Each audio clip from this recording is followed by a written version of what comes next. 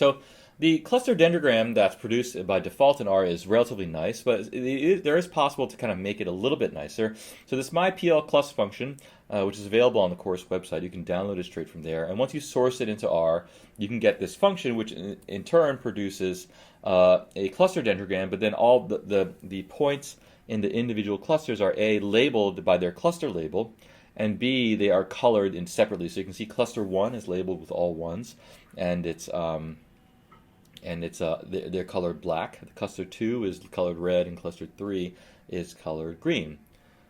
So of course, in order to do this, you have to specify how many clusters there are before you can actually label them 1, 2, and 3, etc.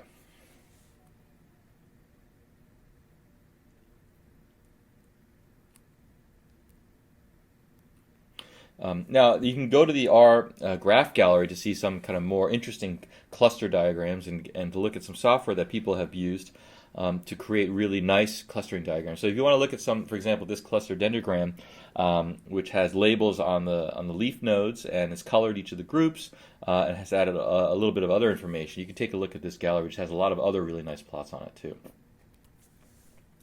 So the other issue when it comes to using hierarchical clustering is how do you merge points together? And so the question is, when you merge a point together, what represents its new location? And so one is called average linkage, and the idea is that if you take 2 points, then their new kind of coordinate location is just the average of their x coordinates and their y coordinates. So it's kind of like roughly the center of gravity or the middle of that group of points. Now, that seems logical, and it will lead to a kind of a certain type of clustering result. The other type of approach is called complete linkage, and there the idea is that if you want to measure the distance between two clusters of points, then you take the farthest 2 points from the two clusters as the distance. So, for example, in this picture, if you look at the upper cluster and the kind of lower left cluster, the distance between those two clusters is equal to the distance between the two farthest points. And so that gives you the kind of complete linkage approach. The average linkage, of course, gives you the distance between the two centers of gravity. So that's the difference between the two pluses here. So you can see that in the complete linkage example, that distance is relatively far, whereas in the average linkage example, the distance is somewhat shorter.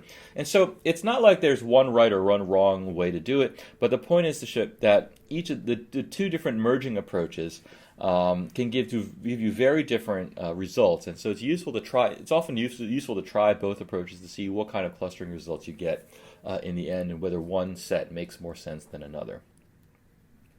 The last function I want to highlight here is the Heatmap function, which is a really nice function for visualizing matrix data. So if you have an extremely large table or a large matrix of numbers that are kind of similarly scaled, and you want to just take a look at them really quickly in an organized way, you can call the Heatmap function. And what the Heatmap function does is essentially runs a hierarchical cluster analysis on the rows of the table and on the columns of the table. So so if you can imagine, the rows of the table are like observations, and then it runs a cluster analysis on the rows of the table.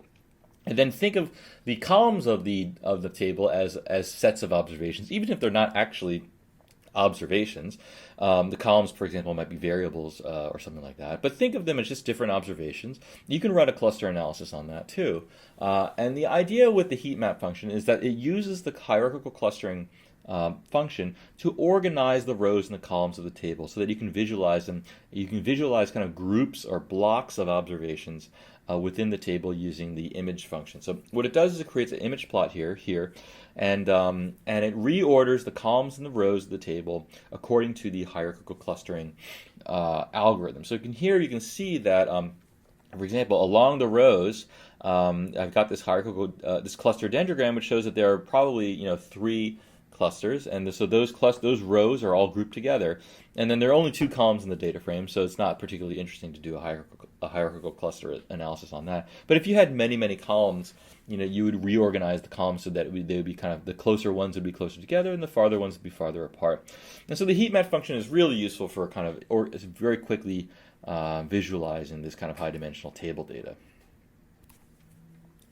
So just to summarize what for hierarchical clustering, it's a really useful technique for looking at high-dimensional data. It organizes the data in a kind of logical and intuitive way. And in particular, functions like the heat map function are really useful for kind of quickly looking at table or matrix data. And so, of course, you need to define a notion of what it means for 2 points to be close or far apart, and you have to have a merging strategy. So we talked about complete linkage and average linkage. So given those two things, you can run the hierarchical clustering algorithm will run, and will produce a cluster dendrogram, which shows you kind of how the merging is done, how the points got merged together through the algorithm. So one of the couple of issues when it comes to hierarchical clustering, and this is often true for many clustering algorithms, is that the clustering picture may be unstable. And so, for example, if a few points were to change, or for example, if you have some outliers, then the clustering, if you were to remove those points or modify them a little bit, then the clustering dendrogram or whatever the final product might be could change a lot. And so you have to be sensitive to that possibility. Often a useful thing is to try different metrics, distance metrics, to make sure it's not to see how sensitive it is to the different distance metrics. Maybe change the merging strategy to see what kind of picture comes out if you change the merging strategy. And also, clustering algorithms can be sensitive to the scalings of a given variable. So you might, if one variable, for example, is measured with units that are much larger than another variable, then that can sometimes throw off the algorithm. So it may be useful to scale certain variables so that they're more comparable to each other. One nice thing about hierarchical clustering, at least the algorithm that's discussed here, is that it is deterministic, so there's no random starting point, there's no randomness in it. If you run it once, it will run, and with the same parameters and the same data, it will give you the same picture. Of course, a key question in any clustering approach is where to cut. And the general idea is determining how many clusters there are. It's not always obvious to figure out how many clusters there are, but there are a number of algorithms that have been proposed to try to figure that out. But I think the best use of hierarchical clustering is probably just for exploratory analysis and just for looking at your data, visualizing your data, getting a sense of what patterns are there, if there are any patterns at all, and then you can kind of take these ideas and formalize them later in more sophisticated models. So I've given some links to kind of more details about these approaches, and I encourage you to take a look at them to explore further.